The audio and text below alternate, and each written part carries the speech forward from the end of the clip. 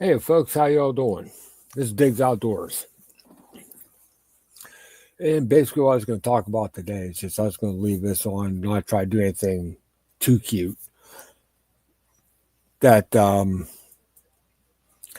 of the things I don't talk about, or some things I don't talk about some things I used to. Um, this is one of those things that, okay, put this, I think should be left to other channels other than YouTube. Do I have those channels? No, I do not. Not this time. Not that I ever tried to establish any. But on the other hand, in other words, what I don't talk about them is I don't want to make myself a target. OPSEC. Now you're probably like, okay, what is exactly is he talking about? I used to be in the prepping community. I still prep some. Don't get me wrong. I don't talk about it. It's my business, not really anybody else's. Just one of those things that the more you kind of float out there, the more people know what you have and what you don't. And that's my business, not anybody else's. That's the long and short of it. So, why did I do that?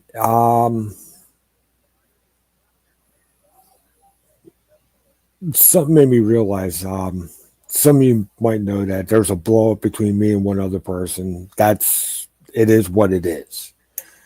But that also made me realize that even the people in there knew too much. They knew what I had. And since I was out now, I'm kind of not that they would. I thought they would have. But in a lot of ways, that makes one person a target. I'm like, you know what? Nobody needs to know this anymore. Nobody. Well, some people may say that I am being selfish. No, I'm not going to tell you. I'm going to tell you what may be a good idea for you to get if I decide to start talking about it again. But I am not going to tell you what I have, if anything. Because honestly, after that point, after that little thing, I gave it up for a while. I gave everything away. A lot of stuff, and it wasn't anything major. Don't get it twisted. But basically, I'm kind of starting all over again. So everything I had before, gone. Starting over. And along with the whole prepping thing, there's a lot of other misconceptions that I was, I wouldn't say I was force fed or spoon fed with, but a lot of them in retrospect, looking back with my situation, this isn't with everybody's situation, but with my situation, we're not going to be bugging out. We're going to be bugging in if anything happens. Zeus, may have to give my dog some feed here in a minute. Give me a second.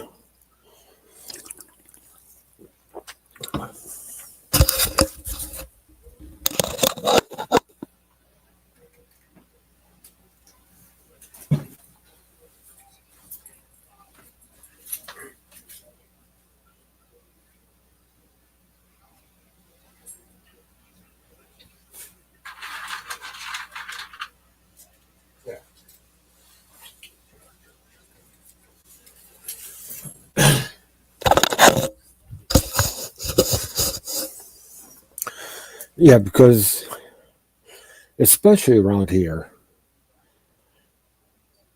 around this state anyway, the first thing you ask somebody says, "Are you going to bug out?" They're like, "Yeah." I'm like, "Well, then where are you going?" I said, "We're going to the woods."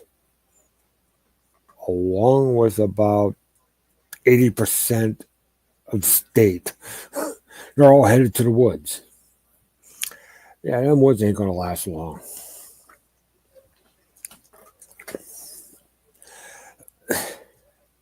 The other reason why, if the situation's right, that you should bug in is everything, you have everything right there. It's paid for, more likely.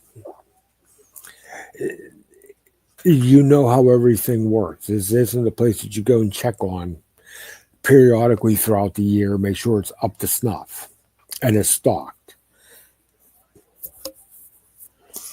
Which, as I said, if you're able to. Now, there's a lot of cases where um, bugging out, I'm not talking about like apocalypse or anything, but let's look at Asheville. A lot of those people needed to grab a bag and go, literally. And their stuff ain't there anymore. Or any situation like that. That's a whole other thing. But like where I'm at here, especially for any flooding or anything else like that, if I'm flooding here, 3/4 of the United States is in trouble. I'm just gonna float that out there right now. Um, I only have one little water impoundment above me, and it's only about an acre and a half, and it's already let loose twice during. It's let loose twice, and we weren't even affected by it, and we're directly downstream from it. Went down through our hollow, ripped the hell out of our hollow for about 2 minutes, and it was over. No big deal. So, as I said, if we're flooding, yeah, there's more problems than just here. Um, yeah, but getting back to my conversation, so we're gonna go. You're going to the woods. I'm like, well, what are you gonna do once you get there? So we're gonna hunt for food, just along with everybody else. Okay, where are you gonna live? Well, we're just gonna make a cabin. What kind of cabin? We're gonna make a log cabin. Okay, so you're gonna go into the woods with everybody else, hunt the food and just about to extinction. De- defoliate the whole. All you people are going to defoliate the mountains to make your log cabins, so you can live off grid. What's that going to last you? Seriously, how long? Now, am I making fun of people who have places up in the mountains that are going to do this and they're going to do this correctly? No, I don't. But also be aware of.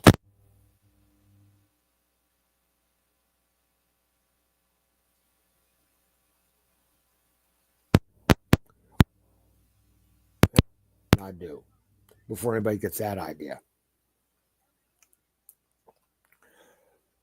So there's. I still hear a lot. And that was from years ago to now. I'm still hearing. In case of emergency, grab. What? That's gonna last. That long if you're lucky. What's gonna last you about that long?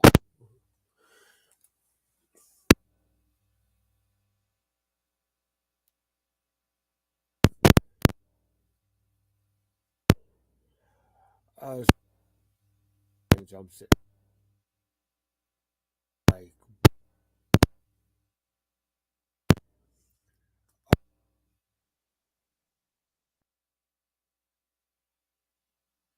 well, first of all, if you have to do that much food, almost an everyday type of in the world, and getting yourself a deer or something, and you know how to preserve, then you're kind of doing something wrong. There we go. So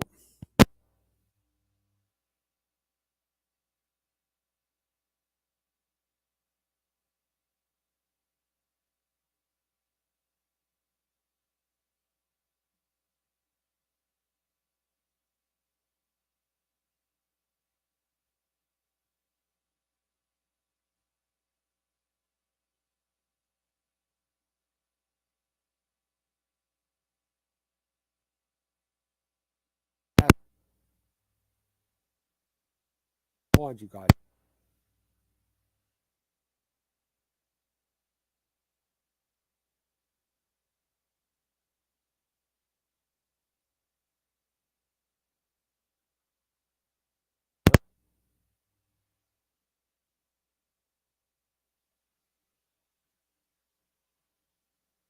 Oh,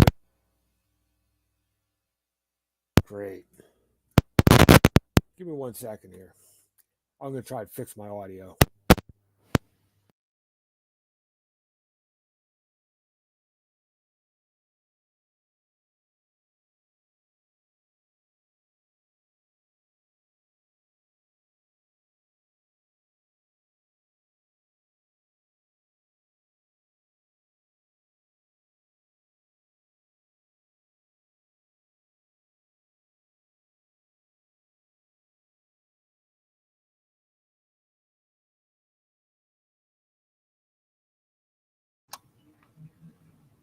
Okay, can you guys hear me now?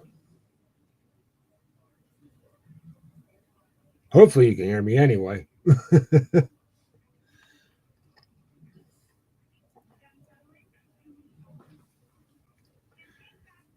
Okay, awesome. But getting back to what I was saying is fishing for survival is all well and good, but you can't just depend on that alone. It's not going to work. Hunting isn't just going to work because there's going to be a lot of days that you're going to go out there to go hunting and you're going to end up with nothing. More days than the days you get something. That's why these survivals carry traps with them, and that's still not a guarantee. And what I mean by traps is 10 is a minimum. These guys run trap lines. Anywhere from 10, as I said, at a minimum to 30, 40 traps. And it takes a good part of the day just to check those traps to see if you have any food source.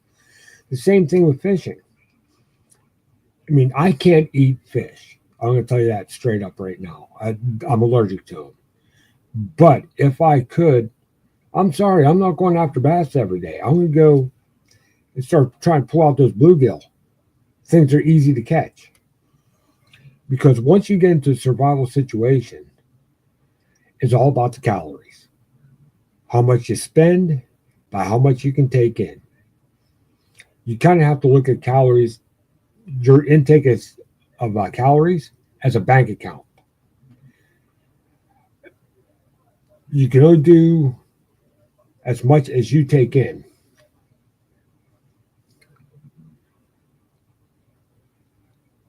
Oh, exactly, Dexter. And I'm not even talking about that. Is I was in a live stream earlier today, and we're talking about prepping and survival and a couple other things, and all the fallacies these people believe, tournament fishing aside. And this is like you're stuck in the middle of the woods, or you had to bug out for some reason, or something like that. So this is something I used to do before I kind of started getting into the fishing thing, getting into bass fishing. This is something I still play with now, a little bit. Like the other thing with the survival, when you see somebody go out doing one of these survival videos, and they build this elaborate shelter, and they're cutting trees down. Oh, exactly.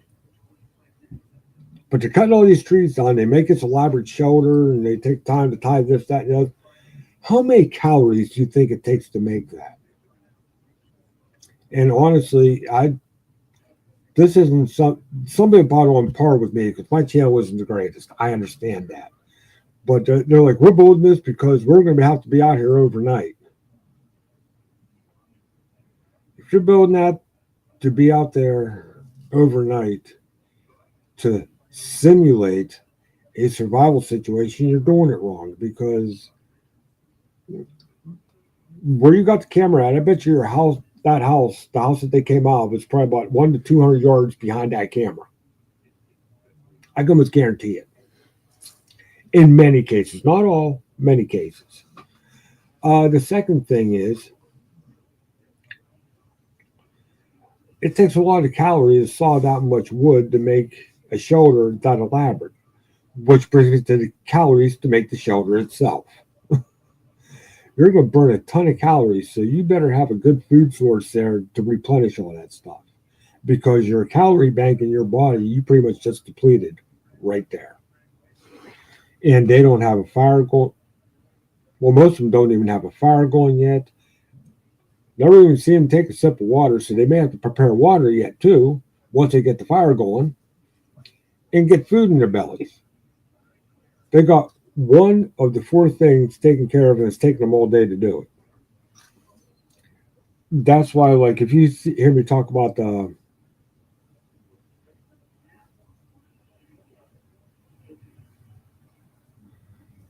maybe burn, I'm not sure yet. Back to what I was saying is that's why, like, with my bushcraft pack I have, which is right behind me, I carry a small tarp. I carry a they call it a 3 meter by 3 meter. It's European tarp, but it's 3 meters or just over 9 by 9 square tarp with me. It takes me all of about 5 minutes to set that thing up, and I'm good to go. I can sit there, do fire, do my water. If I have any food, take care of my food. Good to go. This time of year in the winter, yeah, it will be difficult trying to stay warm in that thing. I'm not going to lie about that. On the other hand, any other time of year, it's ready-made shelter. Some people like a tent. I got a tarp. I eventually want to get another tent just to try it out, see if I can find one I like, which I think I did find one. And the tent itself only weighs about 4 pounds, 4, maybe 5 pounds. So that's in the grand scheme of things, that's not that much more to carry. Which what was the other thing? So we covered food, we covered shelter. Fire is another one. Everyone's like, you have to know how to use a bow drill. Really? Really? Seriously? You're kidding me, right? I'm not saying it's not a good skill to know. Again, it's the options thing, but that's also another thing that takes calories. So if you're prepared going out, like one of the things I keep in my pocket just full because I'm a smoker, but I usually carry at least 2 of these on me at all times. Bic lighter, and I carry a ferro rod. So I got 2 ways to make fires. Third one is I carry store matches too. Not the greatest thing in the world, but it's better than a bow drill. Just saying. Also better than flint and steel, which I do have. It's been a while since I've done a bow drill, and to do a bow drill on your own time. Oh, exactly, Dexter. Live like sloths, slow down our metabolism rate, hang upside down in a tree all day. It'd be great.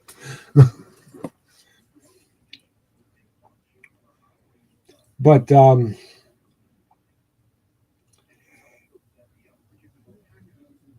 especially in a survival situation, you want the easiest way that you have to make fire at your disposal. Hey, Michael.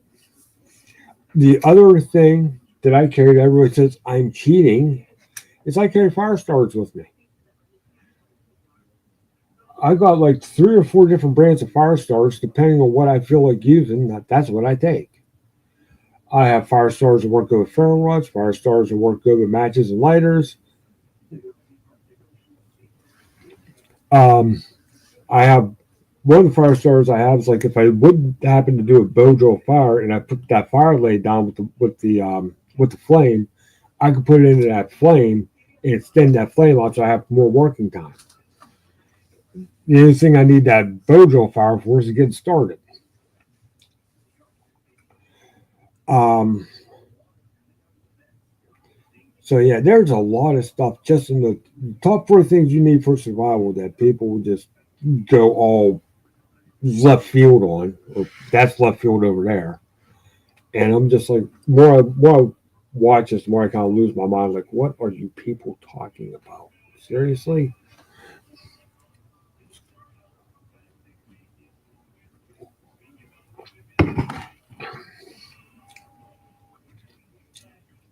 Like, water's another one.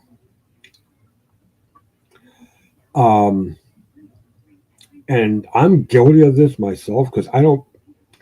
There's been many times I didn't carry enough water with me. I won't say many times, but a few times I have, and that was burned me once or twice. So I have a grill filter back here. Not that I don't trust the water. It's just I'll just filter it and be done with it and call it good from there. And I got stuff I can flavor it up with if I have to.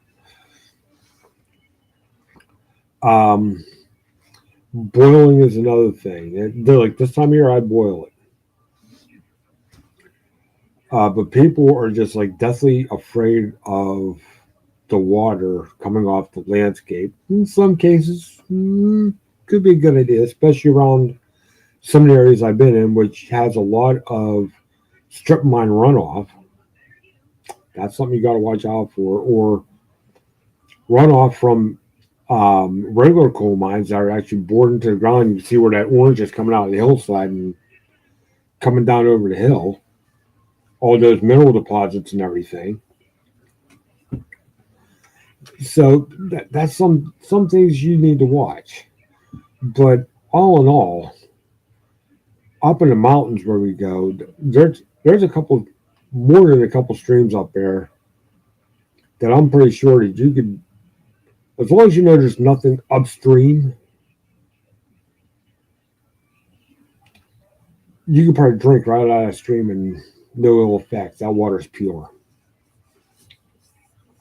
In fact, one I did drink out of is I know where the creek comes out of the hillside. I mean, it's a hole about that big around, and I've dipped my cup in there, down it. So basically, where it's coming out of the hill, that's a big spring opening about like that big around where water's literally just shooting out. Fill up the cup, ice cold, great tasting water.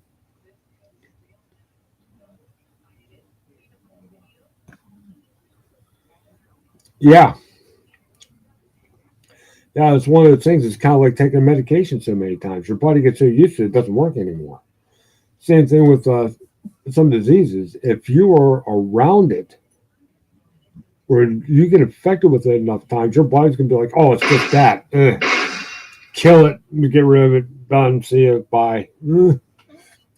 Nothing to worry about. We got it." So there's the more I think about it, the more I wouldn't say mind-boggling, but more there's some of the stuff that's just like, why are you people even talking about this? Um, Another thing that happens, especially with a lot of, oh yeah, that'll do it every time. Especially since Death Valley, a lot of water that sits down there is actually has a decent amount of salt in it because it's out like what 200 some feet below sea level, so it's down past the salt pan. But where was I? Oh, the money. A lot of money that these groups want you to spend, and you have to spend it now, or you might not survive. I'm like, okay, that's. And the funny thing is a lot of them you're either paying them X amount of dollars, or they want you to buy something for X amount of dollars that maybe may not even be affiliated up front with them any at least. don't know about the backside of it, but it's just like because they want everybody to be in conformity of each other, which I understand. Like we want if you're gonna have firearms, you have to have this firearm, and this firearm because that's what everybody else is going to run. So if you guys have to trade ammo or you run out of ammo in your magazine, somebody could just literally just hand you a magazine, slap the thing in, and go. I get that, but not everybody has that disposable income. It's just not going to happen. So you can't. In some cases, some of these groups are going to have to get what they get. Um, the one group that I was going to be in a long time ago wanted me to buy one rifle, and I already had another type of rifle, different caliber. I'm just like, that's what I'm going to run with. I know that rifle. I don't have to relearn how to. I wouldn't say relearn how to shoot, but get used to a different firearm to make you happy, and it'll work just as good as what you have. Along with my shotgun. These guys run 3-inch mags. I have a 2 3/4 inch, and honestly, 2 3/4 inch and 3-inch power wise, there's not really that big of a difference between the two of them. It's just how much shot each one can hold. Which brings me to this. Yes, I could not use the 3-inch ammunition in my 2 3/4 inch 3-shot pump. The only reason I say 3-shot, I never took the plug out. So I only carry 3 shots because I am going to get back into hunting, especially small game hunting. And you're only allowed to have 3 shots in there. If that 3-shot plug's out, you're in violation. Whether you have 3 or 5 shots in there. That's why that plug's in there to keep you from going over. So I'm just trying to stay on the right side of the law. But with my 2 3/4 inch, I could give my 2 3/4 inch to somebody who has a 3-inch mag and they can shoot it no problem. Here's why. When a 2 3/4 inch your shotgun has the plastic flaps on top of the cartridge like this. When they shoot and they open up, that takes up your last 1/4 inch. That takes that up.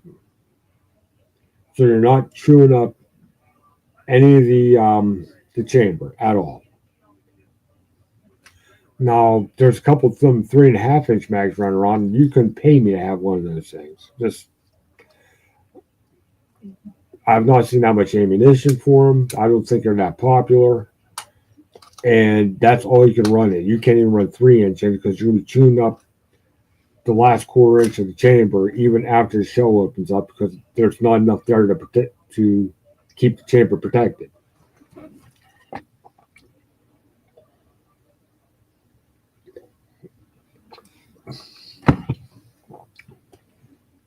Even though when it comes to going to the survival part of things, if I had to carry something, a one gun option, I want an M6 or a Savage Model 24, which are very pricey now. There's Savage Model 24 is an over under. We have one here that's a 222 upper, 20 gauge lower. I will want one in a 22 long rifle upper, 20 gauge lower, or 12 gauge lower if I can find, because they did make that too. A Savage 40 Model 42, which is a 22 upper, 20 gauge lower, or an M6, which is a 22 long rifle upper, 410 lower. Now, 410 in a pumpkin ball is more than enough to drop a deer. 22 is good for all your small game. If you're a good enough shot, you can take a turkey with one. A lot of people are saying, yeah, I could take a deer with a 22. I'm not trying. No, just no. You have to have so much of a perfect shot placement, and with the gun with the barrel that's only about that long, you have to be right on top of the thing. They'll literally jam it up underneath up in that deer's armpit or that pit of its front leg, and hopefully get between the ribs to get to the heart. Because if you hit a rib, you're done. You're just gonna give it a serious rib bruise, and away it goes. It's not gonna do any damage other than a gash on side. So, yeah, the whole firearms thing is, if you have a couple decent firearms and you have the ammunition for them, I'm not saying go out and buy like 3 pallets of ammunition for each firearm you got. But if you have an ample amount of ammunition, that should do you just fine. And that's just the firearms for hunting. You have other options too: bows, crossbows, hell. And some people may laugh at this, slingshots. And with all 4 of those, if I had to choose something for a long term, if the game was actually there to get in the first place, if I had to choose something long term, believe it or not, I'd choose a slingshot. You don't have to manufacture ammunition for it as in arrows. You don't have to reload ammunition for it, being your shotguns or your rifles or your pistols, or load them one shot at a time like your black powder. You literally reach down, you grab something off, grab the right size rock off the ground, pull it back, let it go, boom. You're standing on ammunition all day long. Bad part is you're only getting small game with it. But you don't have, that's one less thing you guys got to carry with you, which saves your calories again. We're back to that calories talk. Yeah, so some may think I've lost my mind, especially with the slingshot thing, but think about it. Having the other ones there for the larger game would be awesome. But it's like every day, like small game, grouse, things of that nature. You can take them with the slingshot just as easy. It's good. You have to go to the slingshot, don't get me wrong, but you can do it. Trying to think what else. There's a couple other things I wanted to touch on when it comes to that stuff, like the fallacies of it. Talked about the trapping part of it, and that's no snare wire. And here's the thing with snare wires. That's the other thing I forgot when I was talking about trapping with the snare wires. They're finite. They're only going to last so long. A jaw trap or a conibear trap is going to last a hell of a lot longer. The problem is, if you're going to carry that many traps and everything you need to make them work properly in the field and set them properly in the field, it's going to be a considerable amount of weight. You need stakes, chains, digging utensils because you got to prepare a bed, bait, all kinds of stuff. Or the tools you need, not only just digging tools, you need a hammer, a few other things. But I mean, it's a considerable amount of weight. And again, this isn't something you're going to set up like 1 or 2. I know people who run trap lines that they start running the trap line at the crack of dawn and they're done at dusk, if not later. Yeah, like in the state of Pennsylvania, I do believe you have to check your traps once every 12 hours or once every 18 hours, something like that. So you have to be on top of your trapping game, know what you have out there, know how long it's been since you checked it the last time. But the reason they set multiple traps is to increase your odds of getting something. That's what survival is. It's all about knowing how to play the odds. Not saying you'll be successful, but law of averages says the more traps you put out, the more of a chance you have of getting something in one of those traps. And along with getting something in that trap to eat, though it might not be the most pleasant thing in the world to eat, you're also going to be getting furs. You're going to be getting a few other things to help you with your survival. I mean, furs are going to help keep you warm, keep you clothed. You can make bags out of them, all kinds of stuff. Bones, I'm sure you can probably find use for bones. And the more you can figure out what you can use off that animal, the less waste you have, the better off you're going to be.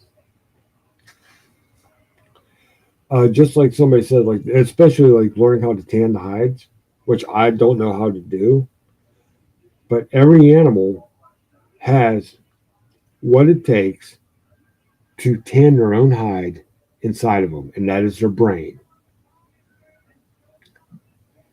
Brain tanned furs go a long way. Not trying to be gross or anything, just their animals are self-equipped to tan their own hides. Um, Directional travel is another one that I hear a lot of people, the misconceptions of. And I get accused of that same misconception because I do use a GPS. I don't know how many times I said, yes, I use a GPS, but I also not know how to use a map and compass. I need brushed up on the skill a little bit, but I do know how to use those. And the reason I say that is you get out there in the woods and the battery, it could be as simple as the battery dying and you don't have no way to replace it. And you lean on that thing so much that if it goes down, you'll get lost. You're screwed, dude. You're screwed. Um, and there's a lot of things I do when it comes to venturing out in the woods long before I go out in the woods. I'll look on a topographical map and Google Earth. Sometimes weeks before I go out. Refresh myself right before I go out of the area I'm going into. So if nothing else, I could pick out some landmarks and try to figure out where I am from it. If that would happen, I can figure out where I am just from those landmarks, whether it be a roadbed, because I know which direction I'm going to be going when I hit that roadbed. If I make a left, I'm going back toward camp. If I make a right, I'm heading away from camp, but I'm going toward my destination.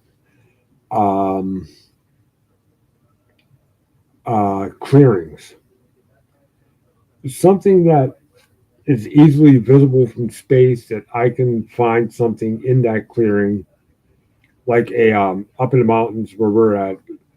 Most of my walking that I do is literally on the mountaintop. And the mountain is only like 2,000 some feet tall. It's not the biggest. Hey, TC, it's not the biggest mountain that you can envision. But when you look in these clearings, you'll find rocks sticking out of these clearings that you can see through the grass. And you pick one or two that has a irregular shape or an easily identifiable shape once you get into that clearing. And it's like, okay, I know where I'm at. That's one way to do it. Map and compass. If you know how to use a map and compass, and you know about where you came in on that map and where you have to go, you can get right back there. No problem. So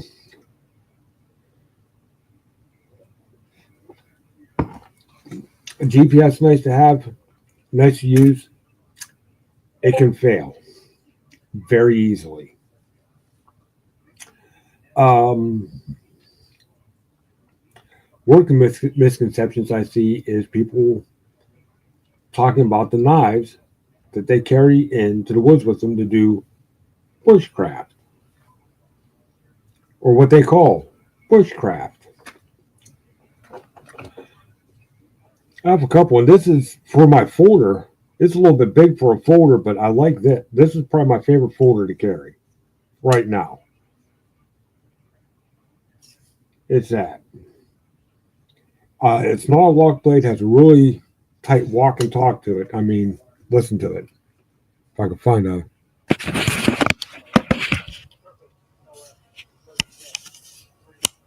I don't know if you heard that or not, but that's the walk and talk. That's basically what walk and talks when you open it up.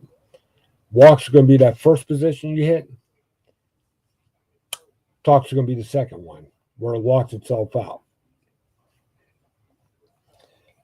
And this is a 2-blade deal. The other deal I have is this little deal here. So basically, this is a Skinner style knife.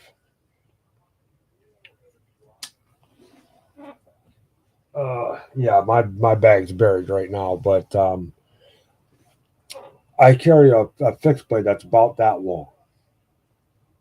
No, actually, right about in there, which is actually I think I touched too long, but it's workable. When I see somebody going out there with a blade like this, saying this is my small bushcraft knife, I'm like, what planet are you from? Why are you carrying something like that? Because I carry that knife that's about that long. To have one that's about a miniature version of it that's about that long for a fine carving task. So I carry 3 knives with me. I carry my folder, which I just said here, my folder, the big fixed blade and the small fixed blade. And that's just my knives. Now, I could carry a saw. I have a folding saw I carry at times too. And every now and again, I carry an Estwing axe. And the only reason I carry the Estwing is I cannot see spending $100 and some on a hatchet. I just can't see it. I can't justify it. Estwing is still a good axe to have. It's about $30 or $40 right now, so it's fairly affordable, but it will last you forever. Yeah, so the cutting tools, when they say they're going out there something that's about 3/4 the length of a machete and it's stiff blade, I'm like, ooh, yeah, about that. Yeah. If someone was going to, I'm not going to begrudge them doing that, but a knife that long will tend to get you in trouble. Why do I say that? A lot of things that you may need to do with that knife, where I call it too big, is especially if you're trying to batten it through something. And when you use a knife to batten, you actually take the whole way up to the hilt, drop it down, just past the log where the blade's at. That's where you hit it at, and it starts driving it down through. And you got a blade that's sticking out that far past the opposite side of the log of the hilt. So it's sticking out that far past the log, and they're over here smacking it on the nose of the blade. That blade's going to snap real quick.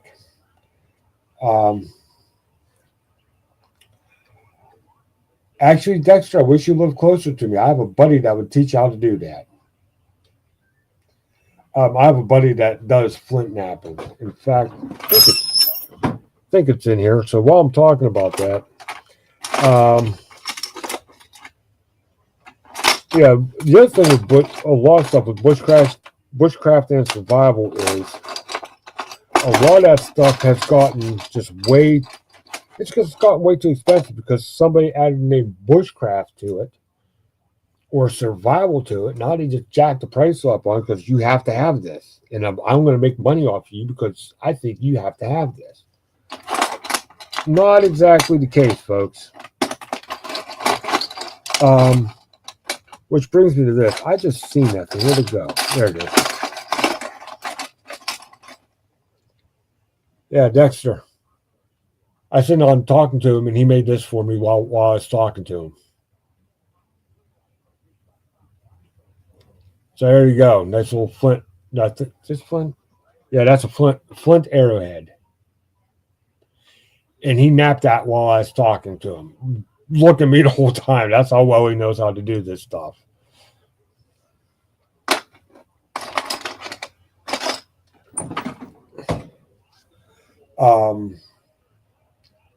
Saws. There's a lot of cheap saws out there.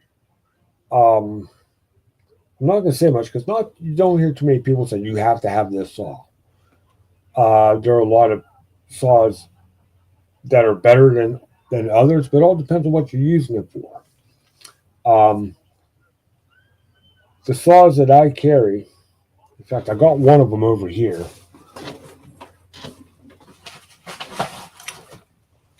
Once I get to it.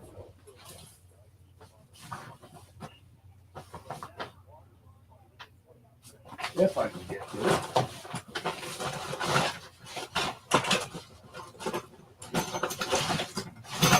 Because it's not in here. Because I carry a folding saw. Oh, that amazed me. I was watching him make that thing. He's like looking at me the whole time. I was looking down at him and he had it halfway done. I'm like, how do you do that?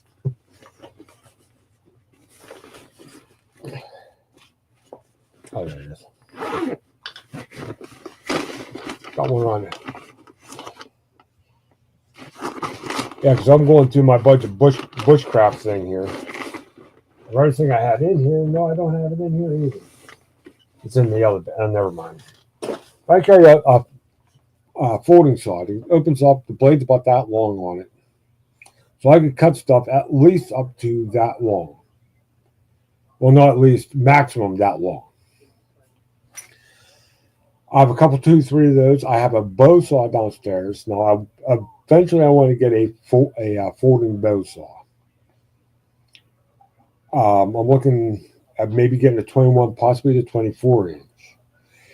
And it has a 24-inch blade, about yo long, but it's also about that deep.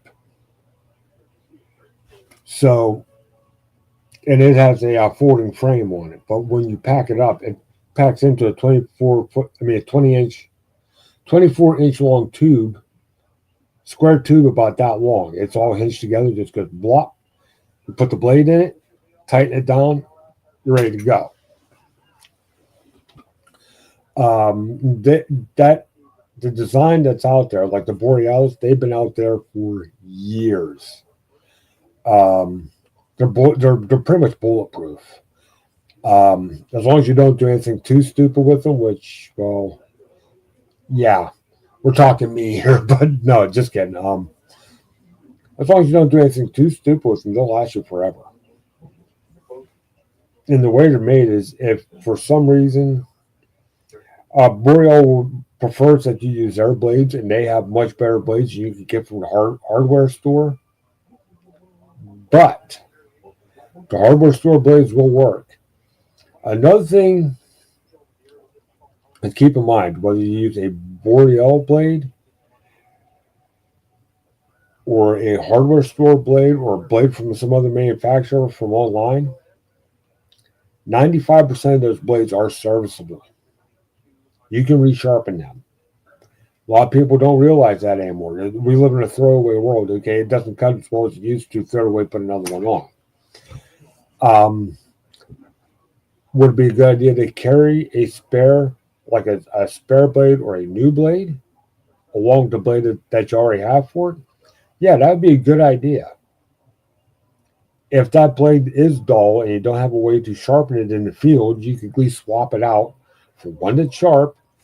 And a lot of times, like especially with those folding bow saws, you can fit like 2 or 3 blades in them, in some of them. So you can carry more than one blade, or you could rig up a way to carry more than one blade, maybe in like a sack or something, have them in a sleeve or what have you. So you could have that option. But when you get back, the blade that was bad on it,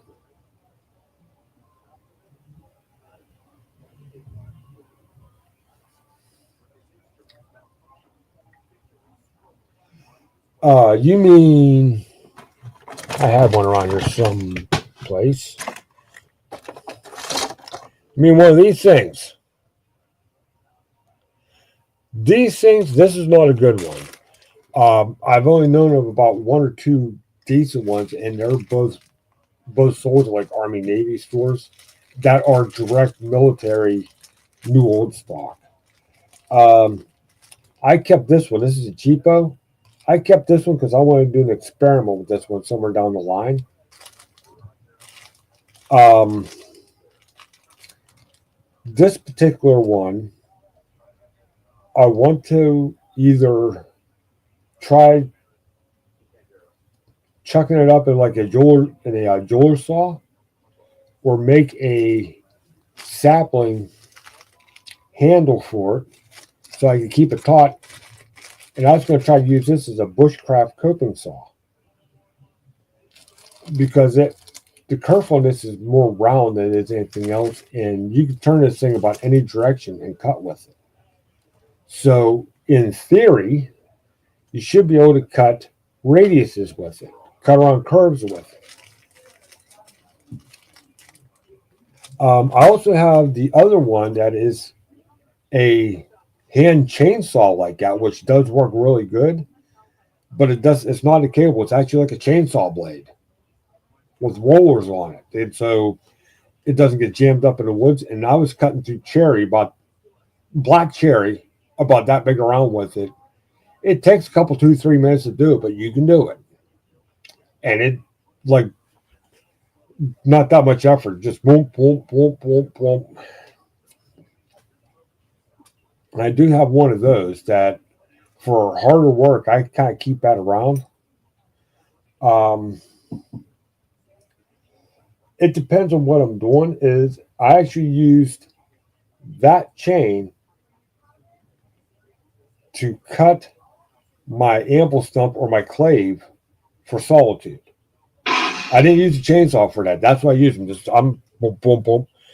That's a piece of black cherry that is about that big around and probably about 3.5 foot tall. And I dug into the ground about a foot to a foot and a half, sunk it in there and tamped it in. So I have a nice stump. That's pretty level. So I think probably once the snow melts, I'll probably have to go back up there and tamp it in again. I didn't do anything to keep the bugs from getting to it, so the bottom's kind of rotten out. So I have to kind of tamp it in and sink it a little bit and play with it. But it's still pretty much rock solid. That core wood stain rock solid. So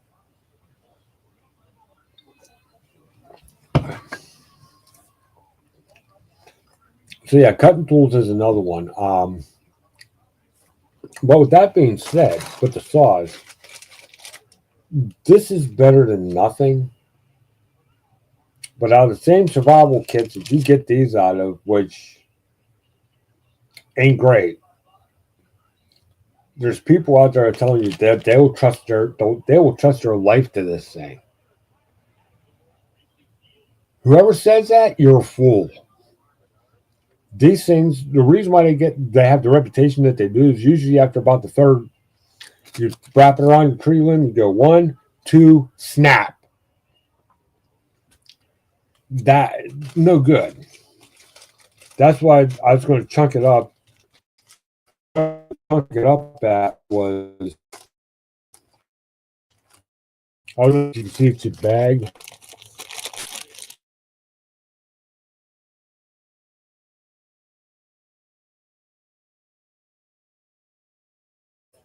That's really what I'm talking about. It's like a big barrel swivel on both sides with a key ring on it. I was actually going to go just inside of both of the swivels, get into the meat of the saw.